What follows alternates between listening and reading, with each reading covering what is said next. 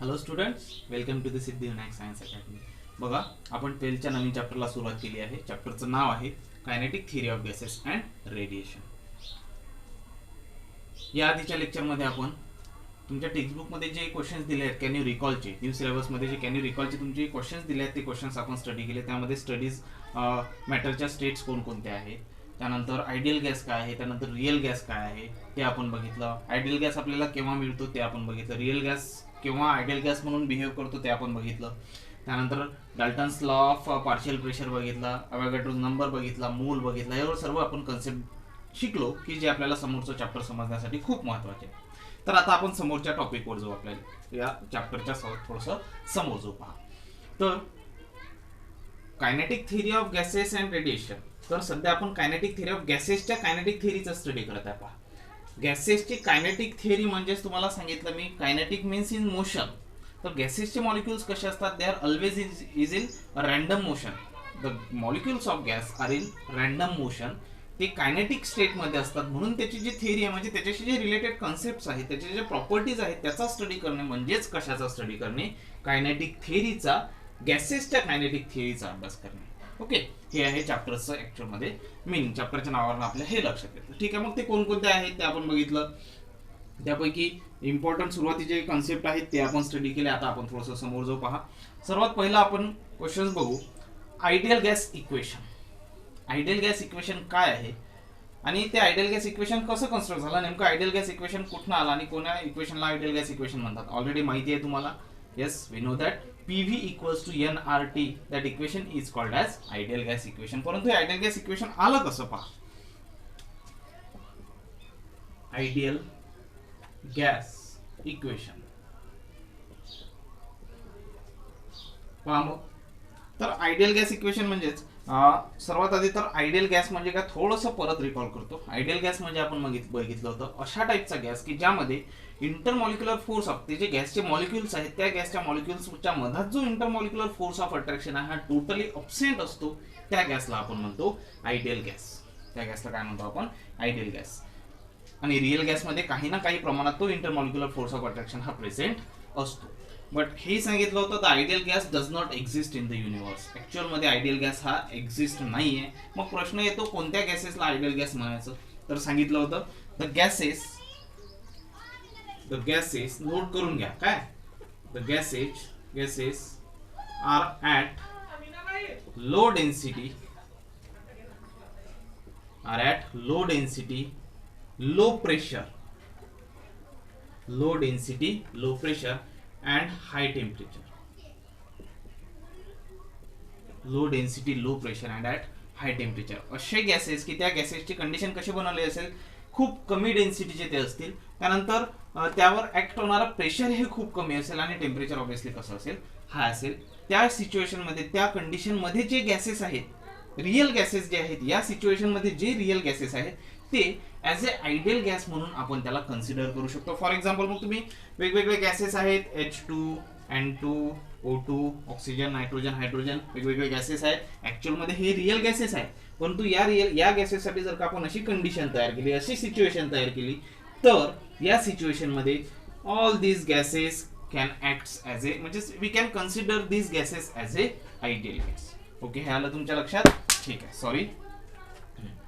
बघितलं आपण काय तर आयडियल गॅस आणि आयडियल गॅस केव्हा मिळतो. तर आता आयडियल गॅसचं इक्वेशन काय ते पाहू आपण, आणि आयडियल गॅसचं इक्वेशन कुठनं आलं. तर पहा, आपल्याला माहिती आहे गॅसेसचे लॉज आहेत.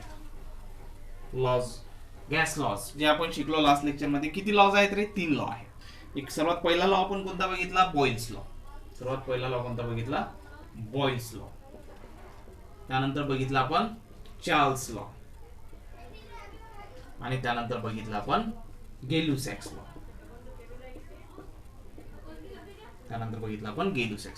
पहा, सांगा मला बॉइल्स लॉ आपल्याला काय सांगतो? बॉइल्स लॉ सांगतो at constant temperature volume of the gas is inversely proportional to the pressure. At constant temperature. This is the Boyle's law. आणि चार्ल्स लॉ आपल्याला काय सांगतो? At constant pressure volume of the gas is directly proportional to the temperature. Volume of the gas is directly proportional to temperature. हा सांगतो Charles law. आणि Gay Lussac's law काय सांगतो? At constant volume pressure of the gas is directly proportional to temperature. Pressure of the gas is directly proportional to temperature. These are the three laws. हे 3 lodge आपल्याकडे आहे. Okay. आता या 3 लॉजला जर का आपण कंबाईन केलं, सिम्पली या तीनही लॉजला आपण कंबाईन केलं तर आपल्याला काय मिळून जाईल? आयडियल गॅस इक्वेशन मिळेल. परंतु गे-लुसॅक्स लॉ बघितला, चार्ल्स लॉ बघितला आणि बॉयस लॉ बघितला. तुम्हाला मला आणखी एक थोडासा कन्सेप्ट समजून सांगायचा, तो म्हणजेच अवोगाड्रोज हायपोथेसिस. एक हायपोथेसिस आहे हा, अवोगाड्रोज हायपोथेसिस. पहा अवोगाड्रोज हायपोथेसिस काय सांगतो, एकदम सिंपल आहे. पहा according to the Avogadro's hypothesis, equal volume of all gases,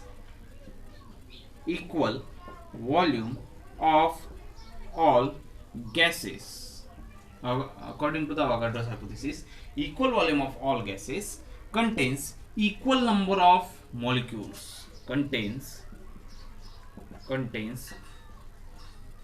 equal number of molecules म्हणा किंवा त्याला मोल म्हणा, molecules or moles. Equal number of molecules or moles. पहा, according to the Avogadro's hypothesis, equal volume of all gases contains equal number of molecules or mole. आता हे तुम्ही एक एक्झाम्पल सांगतो तुम्हाला, त्यावरून समजून घ्या. पहा, सपोज जर का आपल्याकडे एक कंटेनर आहे की ज्याचं व्हॉल्यूम आहे 4 मीटर क्यूब एवढा व्हॉल्यूमचं एक कंटेनर आहे. त्या कंटेनरमध्ये कोणता तरी एक हायड्रोजन गॅस आहे. ओके. या गॅसच्या हायड्रोजन गॅसचे सपोज जर का 20 मॉलिक्युल्स असतील. किती मॉलिक्युल्स? 20 मॉलिक्युल्स. एक कंटेनर आहे की ज्याचं व्हॉल्यूम आहे 4 मीटर क्यूब आणि त्यामध्ये हायड्रोजन गॅस आहे, त्यामध्ये 20 मॉलिक्युल्स बसतात. आता असंच जर का दुसरं एखादं कंटेनर घेतलं आणि त्या कंटेनरचा पण व्हॉल्यूम हा 4 मीटर क्यूबच असेल. पहा, हे कंटेनर आहे, याचं व्हॉल्यूम आहे 4 मीटर क्यूब, यामध्ये हायड्रोजनचे 20 मॉलिक्युल्स बसतात. आता एक दुसरं कंटेनर आपण कन्सिडर केलं की त्या कंटेनरचा व्हॉल्यूम पण या कंटेनरच्या एवढाच आहे, 4 मीटर क्यूब एवढा व्हॉल्यूम आहे. तर अवोगाड्रो काय म्हणतो, जर का याचं व्हॉल्यूम 4 मीटर क्यूब आहे, यामध्ये 20 मॉलिक्युल्स बसतात, तर यासारखाच व्हॉल्यूम असणारा तुम्ही कोणतंही दुसरं कंटेनर घेतलं तर त्यामध्ये पण किती मॉलिक्युल्स बसतील? 20 मॉलिक्युलच बसतील. 20 मॉलिक्युल्सच बसतील. हा आहे मीनिंग या अवोगाड्रोज हायपोथेसिसचा. म्हणजेच पाहता या इकडे equal volume of all gases, सर्व कोणताही गॅस होऊ शकतो, हायड्रोजन, इथं नायट्रोजन असेल. Equal volume of all gases contains equal number of molecules. Equal volume आणि इक्वल मॉलिक्युल्स. इक्वल व्हॉल्यूम तर मॉलिक्युल्स पण कसे असतील? इक्वलच असतील. दिस इज दी अवोगाड्रोज हायपोथेसिस. मग आता जर का असं सांगितलं तुम्हाला तर थोडंसं आता चेंज करतो. पहा, इथं 4 मीटर क्यूब एवढा व्हॉल्यूम असणारा कंटेनर आहे की ज्यामध्ये किती मॉलिक्युल्स बसतात? 20 मॉलिक्युल्स बसतात. आता एखादा दुसरा कंटेनर मी तुम्हाला दिला की त्याचं व्हॉल्यूम आहे 2 मीटर क्यूब. याचं व्हॉल्यूम किती आहे? 2 मीटर क्यूब. मग आता यामध्ये किती मॉलिक्युल्स बसतील? तर यामध्ये किती मॉलिक्युल्स बसतील? इक्वल व्हायला पाहिजे. जर का 4 मीटर क्यूब असतं तर किती बसले असते? 20. किती मीटर क्यूब आहे? 2 मीटर क्यूब. तर आता किती मॉलिक्युल्स बसायला पाहिजे याच्यात? 10 मॉलिक्युल्स बसायला पाहिजे. किती मॉलिक्युल्स बसायला पाहिजेत? 10 मॉलिक्युल्स बसायला पाहिजेत. आलं असेल तुमच्या लक्षात. आता हा 4 मीटर क्यूब आहे, 20, इथं 2 मीटर क्यूब झाला म्हणून किती झाला? 10. जर का 4 असता तर किती बसले असते? 20 बसले असते. दिस इज दी अवोगाड्रोज हायपोथेसिस. म्हणजे यावरून आपण काय म्हणू शकतो? इक्वल व्हॉल्यूम आणि इक्वल नंबर ऑफ मॉलिक्युल्स किंवा मोल म्हणजेच काय? V is directly proportional to N. That is, volume of the gas is directly proportional to the number of molecules. Or volume of the container is directly proportional to the number of molecules. Equal number of volume is and equal number of molecules. This is the Avogadro's hypothesis. Okay, ठीक आहे. समजलं अवोगाड्रोस hypothesis काय, खूप महत्त्वाचा concept आहे, important concept आहे, statement खूप महत्त्वाचं आहे आणि हे न्यूमेरिकल सॉल्व्ह करताना बऱ्याच वेळेला आपल्याला यूज होणार आहे. ठीक आहे, आता येऊ आपण ideal gas equation. Ideal gas equation कसं तयार झालं, आता या लॉजला कंबाईन करा. या लॉजला जर का कंबाईन केलं आपण तर आपल्याला काय मिळेल पहा. या पीला मी इकडे पाठवतो.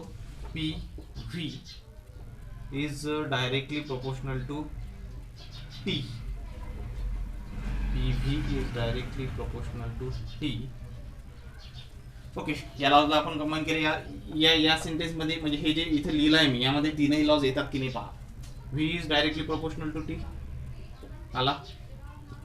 P is directly proportional to T. P is directly proportional to मिळाला. आता आला कोणता, V is inversely proportional to P.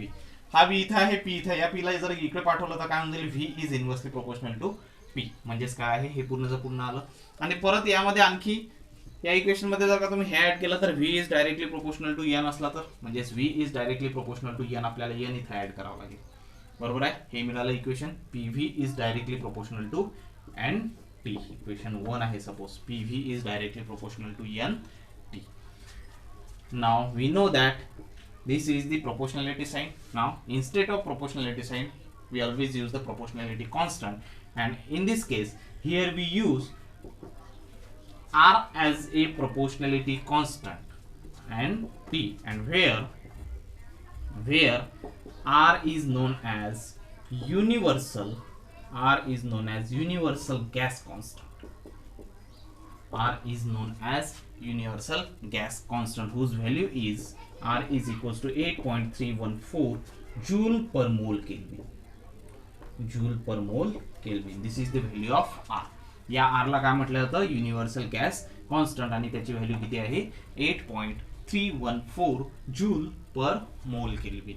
Now this equation is known as ideal gas equation. This equation is known as ideal gas equation. म्हणजे याला आपण कसं वाचतो, PV is equals to nRT. This equation is known as ideal gas equation. कसं तयार केलं ideal gas equation, एकदम simple आहे. फक्त आपण गॅसचे लॉज जे आहेत त्या गॅसच्या लॉजला काय केलं, कंबाईन केलं आणि त्यावरनं इक्वेशन कंबाईन केलं आणि त्यावरनं काय घेतलं, इक्वेशन घेतलं. इथं n आहे म्हणजेच काय, फॉर n मोल. हे जे इक्वेशन आहे हे कसं आहे, for n number of moles. For n number of moles. मग n number of moles change होऊ शकतात. मग जर का तुम्हाला फॉर 1 मोल साठी विचारलं तर फॉर 1 मोल the ideal gas equation becomes PV equals to n is equals to 1, PV equals to RT for 1 mole. 1 mole साठी काय मिळालं equation, PV equals to RT. अशा प्रकारे काय तयार झालं, आयडियल गॅस इक्वेशन. ठीक आहे, ओके ठीक आहे. समजलं सर्वांना काय, स्क्रीनशॉट मारून घ्या, खूप इम्पॉर्टंट आहे. अवोगाड्रोस हायपोथेसिस हे आपण ऑलरेडी स्टडी केला आहे, पण अवोगाड्रोस हायपोथेसिस पण खूप महत्त्वाचा आहे. आणि हे आयडियल गॅस इक्वेशन आणि ही व्हॅल्यू R ची व्हॅल्यू आपल्याला नेहमीसाठी यूज होणार आहे या चॅप्टरमध्ये न्यूमेरिकल सॉल्व्ह करायसाठी सर्व गोष्टी. ठीक आहे, आणि R ला आपण काय म्हटलं, युनिव्हर्सल गॅस कॉन्स्टंट. ठीक आहे, चला समोर जाऊ. आता तुमच्या मनात एक क्वेश्चन यायला हवा. तो क्वेश्चन म्हणजे R ला आपण युनिव्हर्सल गॅस कॉन्स्टंट म्हटलं, नो डाऊट इथं प्रोपोर्शनॅलिटी कॉन्स्टंट आहे, प्रोपोर्शनॅलिटी साइन आहे, त्याच्या जागी आपण कॉन्स्टंट घेत असतो म्हणून त्याला R ला आपण घेतलं. परंतु R म्हणजे नेमका काय आहे, ही व्हॅल्यू नेमकी आली कुठनं. R ला काय फक्त ॲज अ कॉन्स्टंट म्हणसाल का तुम्ही, तो काहीतरी ती कन्सेप्ट असेल ना. म्हणजे R म्हणजे नेमका काय हे माहिती असणं खूप महत्त्वाचं आहे. नाही तर आपल्याला फक्त हे माहिती असतं R ची व्हॅल्यू एवढी एवढी आहे, त्यानंतर R ला युनिव्हर्सल गॅस कॉन्स्टंट असं म्हटलं जातं, बस. याच्या व्यतिरिक्त आपल्याला काही एक माहिती नसतं. परंतु ऍक्च्युअल मध्ये नेमका R काय आहे, R ला पण एक मिनिंग आहे. R ला पण काय एक मिनिंग आहे. तो मिनिंग काय, तो मी तुम्हाला आता डिटेल मध्ये समजून सांगणार आहे. कारण आणि समोर हा R एक कन्सेप्ट म्हणजे R युनिव्हर्सल गॅस कॉन्स्टंट, त्यानंतर आणखी एक समोर एक कॉन्स्टंट येणार आहे ज्याला आपण बोल्ट्झमन कॉन्स्टंट म्हणू. तो बोल्ट्झमन कॉन्स्टंट आणि Rचं आणि बोल्ट्झमन कॉन्स्टंटचं रिलेशन आहे. रिलेशन बिटवीन R, बघा R म्हणजेच कोणता, युनिव्हर्सल गॅस कॉन्स्टंट, आणि एक आणखी एक कॉन्स्टंट आहे KB, त्याला म्हटलं जातं बोल्ट्झमन कॉन्स्टंट. याला म्हटलं जातं बोल्ट्झमन कॉन्स्टंट. तर बोल्ट्झमन कॉन्स्टंट काय ते पण आपण बघू. या बोल्ट्झमन कॉन्स्टंट जशी R ची व्हॅल्यू आहे तशीच बोल्ट्झमन कॉन्स्टंटची व्हॅल्यू आहे. बघा मी तुम्हाला सांगतो 1.38 सपोज 3806 × 10⁻⁻23. ओके, 10⁻⁻23 ही कशाची व्हॅल्यू आहे, बोल्ट्झमन कॉन्स्टंटची व्हॅल्यू आहे. पहा मग, तर आर काय आहे ते आपण डिटेलमध्ये बघू आणि केबी म्हणजे काय, आणि या दोघांमधलं रिलेशन, या दोघांमध्ये रिलेशन आहे R is equals to N, R is equals to, हा या दोघांमधलं रिलेशन काय आहे, या दोघांमधलं रिलेशन आहे R is equals to N K B T. Right, या दोघांमधलं रिलेशन आहे R is equals to N K B T. आणि या रिलेशनचा यूज आपल्याला एक इक्वेशन सॉल्व्ह करण्यासाठी होतो, तर ते आपल्याला समोरच्या क्वेश्चन मध्ये युजफुल आहे. परंतु हे नेमकं हे इक्वेशन कुठून आलं, त्यावेळेस आपल्याला जर का आपण क्वेश्चन सॉल्व्ह करायला गेला आणि हे डायरेक्ट मी घेतलं तर तुमच्या मनात क्वेश्चन येईल की हे इक्वेशन कुठून आलं, तर हे इक्वेशन नेमकं आलं कुठनं ते पण आता आपण बघू. पहा, सर्वात आधी तर आर बद्दल बघू आपण. वी नो दॅट, हे लिहून घ्यायचं आहे तुम्हाला, ठीक आहे. वी नो दॅट, नोट मध्ये लिहून घ्यायचं आहे, खूप इम्पॉर्टंट आहे. We know that ideal gas equation is, ideal gas equation, we know that ideal gas equation is काय आहे, PV is equals to nRT. PV is equals to nRT for 1 mole, for 1 मोल that is n equals to 1, PV is equals to RT. PV is equals to RT. 1 mole साठी काय मिळून जाईल तुम्हाला, PV is equals to RT. मग आता पहा, याला जर का मी इकडे पाठवलं PV upon RT is equals to constant. PV upon RT is equals to constant. किंवा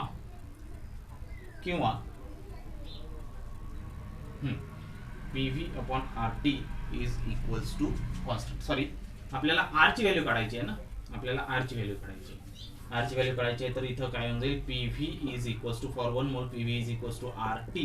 Therefore R is equals to PV upon T. Right, हे इक्वेशन आपल्याला मिळालं, R is equals to PV upon T. आपल्याला R ला define करायचं आहे. R is the gas constant, universal gas constant. आपल्याला त्याला डिफाइन करायचं आहे. कसं डिफाइन करसाल, पहा, P into V divided by T, हा आरचा फॉर्म्युला मिळाला. मग P इंटू व्ही या दोघां मिळून एक कोणती तरी क्वांटिटी तयार होते का, पहा, एक फिजिकल क्वांटिटी की या दोघांमुळे तयार होईल. जर का थोडंसं तुम्ही याच्या युनिटला थोडंसं सिम्प्लिफाय केलं, प्रेशरचं युनिट काय असतं, न्यूटन पर मीटर स्क्वेअर. व्हॉल्यूमचं युनिट काय असतं, मीटर क्यूब. मीटर स्क्वेअर आणि यामध्ये मीटर स्क्वेअर काय झाला, कॅन्सल, 1 मीटर राहिला. आपल्याकडे एक युनिट राहिलं कोणतं, न्यूटन मीटर. आणि न्यूटन मीटर हे कोणाचं युनिट आहे, पहा, मेकॅनिक्स मध्ये न्यूटन मीटर हे आपण कोणाचं, force multiplied by displacement. Force multiplied by displacement is equals to what, work done.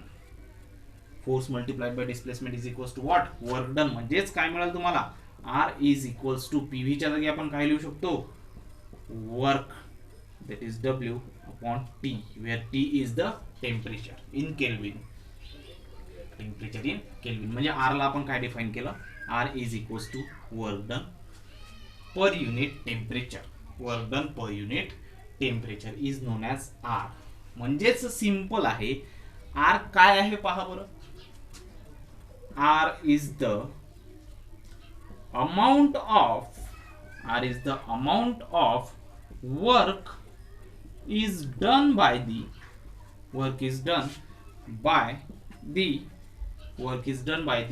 1 mole of gas, 1 mole of gas at 1 Kelvin temperature. At unit temperature म्हणा, 1 Kelvin म्हणजेच कसं, at unit temperature. हे अशा प्रकारे आपल्याला काय डिफाइन करायचं R ला. म्हणजे R म्हणजे काय, R is the amount of work is done by the 1 mole of gas at unit temperature, at 1 kelvin is known as R. आणि हे work done and which is equal to, आणि ते जे त्यांनी केलेलं वर्क आहे which is equal to 8.314 joule per mole, joule per mole kelvin. किती येतं, जूल पर मोल केल्विन. पहा, हा आहे R चा मिनिंग. म्हणजे R ची जी ही व्हॅल्यू तुम्हाला इथं दिसून राहिली 8.314 जूल पर मोल केल्विन, ही फक्त एक व्हॅल्यूच नाहीये, तर काय आहे, R ची ही जी व्हॅल्यू आहे हे वर्क डन ची व्हॅल्यू आहे, की जी एका मोलनी एका युनिट टेम्परेचर मध्ये ऍक्ट केलेलं वर्क डन म्हणजेच एवढं आर, त्यालाच म्हणतो आपण युनिव्हर्सल गॅस कॉन्स्टंट. म्हणजे ठीक आहे, तुम्हाला एक एक्झाम्पल सांगतो, त्यावरून चांगल्या प्रकारे तुमच्या लक्षात येईल. पहा, सपोज जर का एखादा कंटेनर आहे, सपोज जर का एखादं कंटेनर आहे, या कंटेनर मध्ये हा पिस्टन आहे, पिस्टन आहे म्हणजे असा एक ब्लॉक आहे की ज्यामुळे प्रेशर अप्लाय होतं, हा एक पिस्टन आहे. ठीक आहे, या पिस्टन मध्ये पहा, आता इथे गॅसचे मॉलिक्युल्स आहेत. सपोज करा इथं म्हणजे खूप सारे मॉलिक्युल्स प्रेझेंट आहेत. सपोज आपण असं कन्सिडर करू, इथं 1 मोल गॅस प्रेझेंट आहे, 1 मोल गॅस. आणि 1 मोल गॅस म्हणजे किती मॉलिक्युल, 1 मोल गॅस म्हणजे किती molecule, 6.023 into 10⁻23 molecules, 6.023 into 10⁻23 molecules एवढे एका मोलमध्ये बसतात. ठीक आहे, आपल्याला माहिती आहे हा पिस्टन आहे, हे गॅसचे मॉलिक्युल्स आहेत. या गॅसच्या मॉलिक्युल्समुळे पण या पिस्टनवर खालच्या बाजूने काय ऍक्ट होत असेल, काही ना की प्रेशर ऍक्ट होत असेल, काही ना की प्रेशर ऍक्ट होत असेल. ऑब्व्हियसली प्रेशर ऍक्ट होत असेल म्हणजेच वर्क ते करत असेल. मग आता आपल्याला पाहायचं काय आहे, तर हा जो आर आपल्याला दिसून राहिला, हा आर काय आहे, हा जो 1 मोल गॅस आहे, या कंटेनर मध्ये जो 1 मोल गॅस आहे, त्या 1 मोल गॅसनी ऍक्ट केलेलं वर्क डन, इथून इथपर्यंत जाण्यासाठी 1 मोल गॅसनी ऍक्ट केलेलं work done at 1 kelvin temperature, at 1 kelvin temperature. Suppose याचं टेम्परेचर किती आहे, 1 केल्विन. तर यामध्ये 1 मोल गॅस आहे. मग या 1 मोल गॅसमुळे, की ज्या वेळेला टेम्परेचर हे 1 केल्विन आहे, त्यावेळेला या पिस्टनवर ऍक्ट केलेलं वर्क डन ऑन पिस्टन, त्याला आपण म्हणू work done on piston bye the 1 mole of gas at 1 kelvin temperature is 8.314 joule per mole kelvin. This is the exact concept of universal gas constant.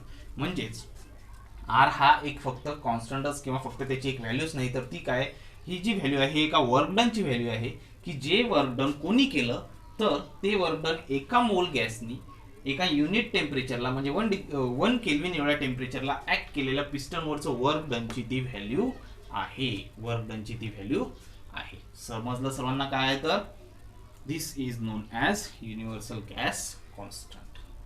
Okay, ठीक आहे. आता जाऊ आपण समोर. आता पहा, आर तुमच्या लक्षात आला काय आहे, तर आर तुमच्या लक्षात आला आहे काय आहे, तर आता आपल्याला बघायचं आहे केबी, बोल्ट्झमन कॉन्स्टंट काय. पहा, आता तुम्हाला म्हटलं फॉर 1 मोल गॅस, फॉर 1 मोल गॅस दॅट इज, आणि 1 मोल मध्ये किती पार्टिकल्स, किती मॉलिक्युल्स असतात, that is 6.023 into 10⁻23 molecules. For 1 mole gas, work done is एका मोल गॅस साठी म्हणजेच 6.023 into 10⁻23 मॉलिक्युल्स साठी work done at 1 kelvin is किती असतं, 8.314 into 8.314 जूल पर मोल. इथं पर मोल, केल्विन पर मोल, इथं केल्विन येईल, परंतु केल्विनची इथं व्हॅल्यू किती घेतली आपण, temperature T is equals to 1 kelvin घेतली. टेम्परेचरची व्हॅल्यू काय घेतली तर आपण 1 केल्विन, म्हणून इथं के नाही दिला तरी चालेल. ठीक आहे, पहा, फॉर 1 मोल ऑफ गॅस म्हणजेच 6.023 into 10⁻23 मॉलिक्युल्स साठी वर्क डन किती, व्हॅल्यू किती आहे, 8.314 जूल पर मोल आहे. तर फॉर 1 मॉलिक्यूल साठी किती असेल, फॉर 1 मॉलिक्यूल साठी किती असेल, सपोज त्याला कन्सिडर करा x, सपोज त्याला कन्सिडर करा x.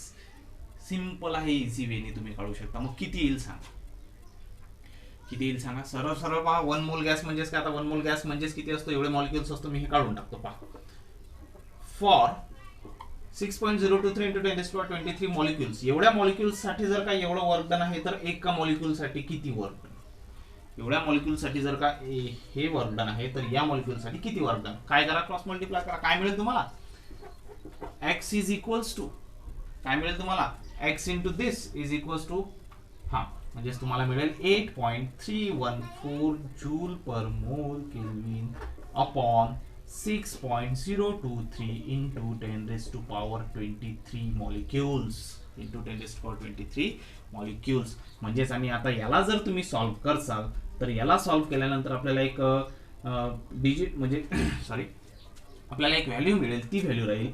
1.3806 into 10 raise to power plus 23 वर गेले तर -23. आणि आता ही जी व्हॅल्यू आपल्याला मिळाली या व्हॅल्यूलाच म्हटलं जातं बोल्ट्झमन कॉन्स्टंट. या व्हॅल्यूलाच म्हटलं जातं Boltzmann constant, that is KB. Boltzmann constant that is KB. या व्हॅल्यूलाच म्हटलं जातं बोल्ट्झमन कॉन्स्टंट. आणि हे पण कसं आहे joule per mole kelvin. Kelvin ठीक आहे, तुम्हाला द्यायचं आहे त्या 1 मोल साठी 1 केल्विन साठी, त्यामुळे काही प्रॉब्लेम नाही. युनिट पण काय जूल पर मोल केल्विन ही आहे बोल्ट्झमन कॉन्स्टंट. याला म्हटलं जातं बोल्ट्झमन. मग आता या बोल्ट्झमन कॉन्स्टंटला डिफाईन करायचं असलं हे पण परत कशाची व्हॅल्यू असेल रे? हे पण व्हॅल्यू आहे वर्क डनचीच. परंतु आता हे वर्क डन कोणी केलेलं? For 1 molecule. एका मॉलिक्यूलनी 1 केल्विन एवढ्या टेम्परेचर मध्ये पिस्टनवर म्हणजे केलेलं वर्क म्हणजेच किती 1.3806 इंटू 10 रेज टू पॉवर -23. आणि त्या केलेल्या वर्क डनलाच म्हटलं जातं बोल्ट्झमन कॉन्स्टंट. म्हणजे सरळ तुम्ही नोट असं करा, फॉर 1 मोल असं म्हणा तुम्ही याला, बाय 1 मोल वर्क इज डन त्याला काय म्हणसाल? गॅस कॉन्स्टंट म्हणजेच आर. गॅस कॉन्स्टंट म्हणजेच आर.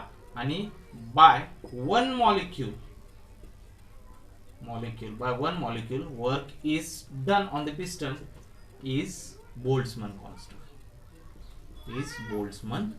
म्हणजे एका मोलनी केलेलं वर्क डन म्हणजेच गॅस कॉन्स्टंट आणि एका मॉलिक्यूलनी केलेलं वर्क डन म्हणजे बोल्ट्झमन कॉन्स्टंट. ओके, आला लक्षात तुमच्या सर्वांच्या? असा हा कन्सेप्ट आहे बोल्ट्झमन कॉन्स्टंटचा. ठीक आहे, बोल्ट्झमन कॉन्स्टंटचा. मग आता बोल्ट्झमन कॉन्स्टंटला आपल्याला आधी सांगितलं तुम्हाला हे रिलेशन. आता आपण बघू हे रिलेशन कसं आलं पाहू. व्यवस्थितरित्या लिहून घ्यायचं तुम्ही. काय असंच तुम्ही याचं स्टेटमेंट लिहू शकता. काय लिहिसाल तुम्ही?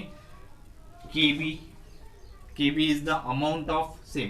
लिहित नाही बसत मी, तुम्ही लिहून घ्याल. पहा R that is KB is the amount of work is done by the 1 molecule of a gas at a unit temperature which is equal to 1.3806 into 10 raised to power -23 joule per mole Kelvin. -23 joule per mole Kelvin हे आहे Boltzmann constant. ठीक आहे, समजलं असेल तुम्हाला सर्वांना? Okay, these are the exact meaning of ideal gas constant and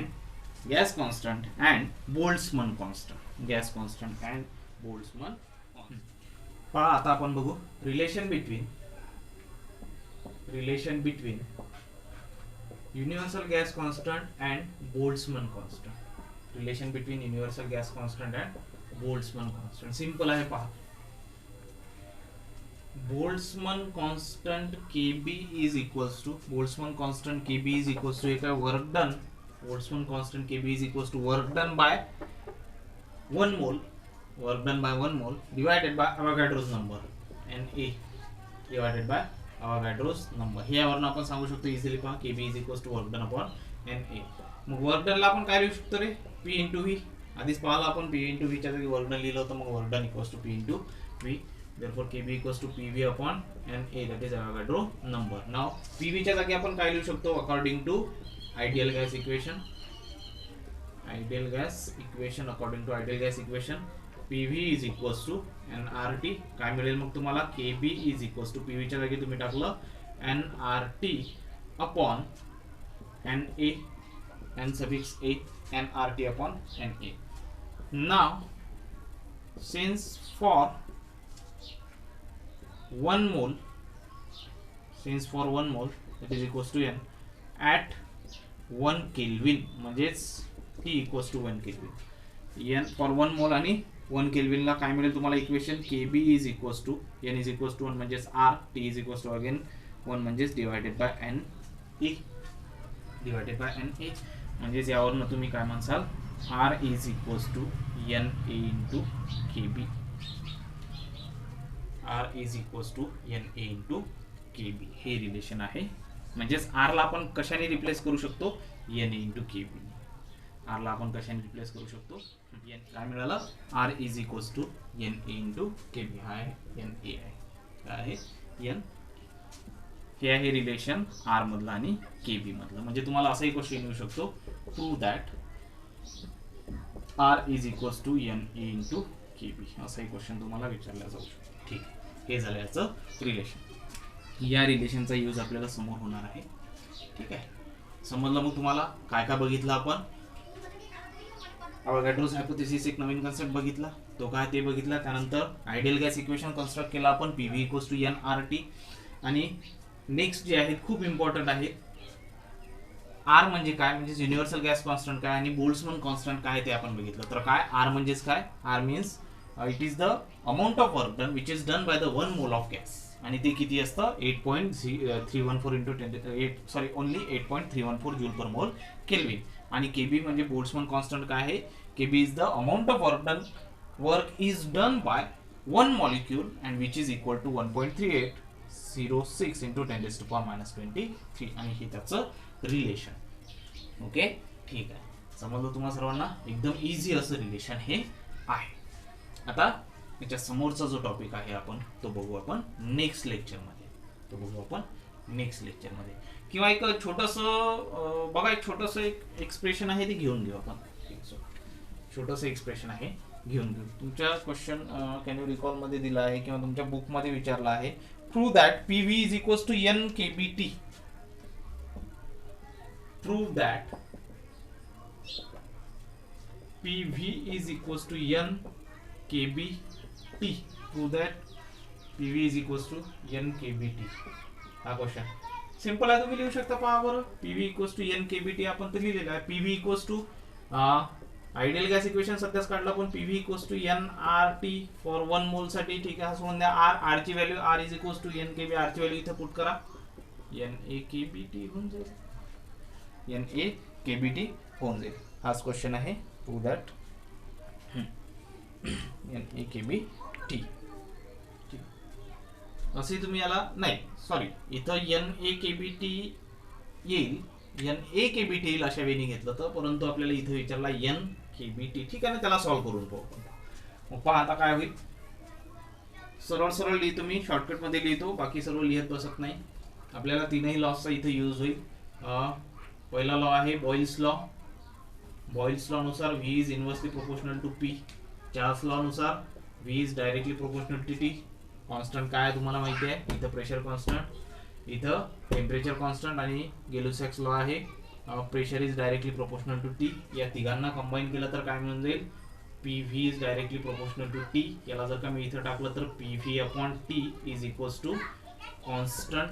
म्हणजेच तुम्हाला एक इक्वेशन असं मिळून जाईल, P1 V1 upon T1 is equals to P2 V2 upon T2, P2 V2 upon T2. हे असं इक्वेशन मिळेल. हे इक्वेशन खूप इम्पॉर्टंट आहे, लर्न ठेवायचं, न्यूमेरिकल सॉल्व्ह करण्यासाठी होईल. ठीक आहे, या इक्वेशनला आता आपण proportionality, instant of proportionality sign we use the proportionality constant. आणि इथं कोणता कॉन्स्टंट यूज करायचा आधी सांगितलं मी तुम्हाला, gas constant, that is PV is directly proportional to RT. आणि फॉर n मोल काय होऊन जाईल, nRT. सॉरी, हे काढून टाकावं लागेल आपल्याला, PV इक्वल्स टू nRT आधी असं, आणि n मोल साठी PV इक्वल्स टू nRT. हे झालं आयडियल गॅस इक्वेशन. अशाही वेळी तुम्ही आयडियल गॅस इक्वेशन प्रूव्ह करू शकता. आता या आयडियल गॅस इक्वेशन आहे, ठीक आहे ना. आता इथं व्हॅल्यूज काढा, n ची व्हॅल्यू काढा. इथं n is the number of moles. Number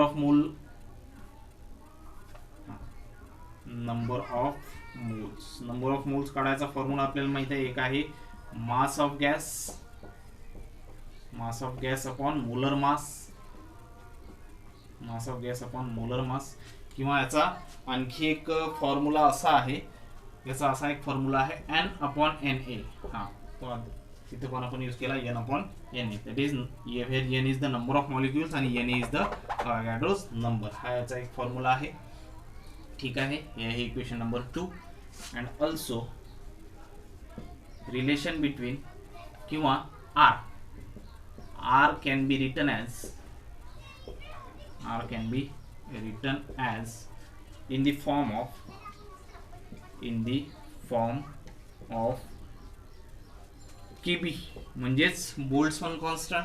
सांगा, आधीच सांगितलं, इथंच पाहिलं आपण. पहा, R can be written as in the form of Boltzmann constant. काय, R is equals to NA into KB. Equation number 3. R ला आपण कसं लिहू शकतो, NA KB. बघा, हे इक्वेशन सांगितलं होतं तुम्हाला. इक्वेशनचा यूज आपल्याला समोरचं एक इक्वेशन सॉल्व्ह करण्यासाठी होईल. ठीक आहे, पहा मग आता काय करायचंय. By using equation 2 and 3 we get equation 1.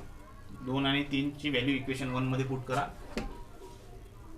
Equation 1 implies, theoretical जो कॉन्सेप्ट आहे जे आहे ते पूर्ण तुम्ही लिहायचं स्वतः. ठीक आहे. इक्वेशन 1 काय आहे. इक्वेशन 1 आहे आपल्याला PV is equals to NRT. मग PV is equals to N च्या जागी काय पुट करू आपण, नंबर ऑफ मोल्स म्हणजेच आहे N. यांच्या जागी पुट करू आपण capital N upon NA multiplied by R ला काय लिहू शकतो, NA इंटू KB. आणि हा आहे टेम्परेचर T. NA कॅन्सल, काय मिळालं, PV is equals to NKBT. Okay, proof means proof. हेच आपल्याला प्रूफ करायचं. PV is equals to NKBT. अशा प्रकारे आपण हा क्वेश्चन सॉल्व्ह केला. एकदम इझी असा क्वेश्चन आहे. आणि आधी सांगितलं तुम्हाला इथं आपल्याला कशाचा यूज होणार होता, R is equals to NA into KB या रिलेशनचा यूज होणार होता. ते रिलेशन आपण आधीच बघून घेतलं. आणि त्यामध्ये गॅस कॉन्स्टंट येणार होता, तोही डिटेलमध्ये स्टडी केला आपण. काय आहे, त्यानंतर KB काय आहे, बोल्ट्झमन कॉन्स्टंट हाही काय ते आपण डिटेलमध्ये स्टडी केलेला आहे. ओके, ठीक आहे. आजच्यासाठी एवढं सफिशियंट आहे. ॲक्च्युअलमध्ये खूप लेंथी झाला आजचं लेक्चर, परंतु खूप इम्पॉर्टंट असं लेक्चर आहे. आणि हे इक्वेशन सर्व आपल्याला खूप महत्त्वाचे आहे, कारण आपल्याला R आणि KBचं नेमका एक्झॅक्ट मिनिंग काय हे आपल्याला समजणं खूप महत्त्वाचं होतं. मला जास्तीत जास्त म्हणजे ते तुम्हाला खूप चांगल्या प्रकारे समजून सांगायचं होतं, म्हणून थोडा वेळ गेला चालेल, त्यामध्ये काही प्रॉब्लेम नाही. असो, समजलं तुम्हाला. आणि हे झालं इक्वेशन. आता याच्या समोरचा टॉपिक आपण बघू नेक्स्ट लेक्चरमध्ये. आता याच्या समोर आपल्याला assumptions of kinetic theory of गॅसेसचे अझम्पशन्सचा स्टडी करायचा आहे. ठीक आहे, ते आपण बघू आता नेक्स्ट लेक्चरमध्ये. ओके, ठीक आहे. थँक्यू.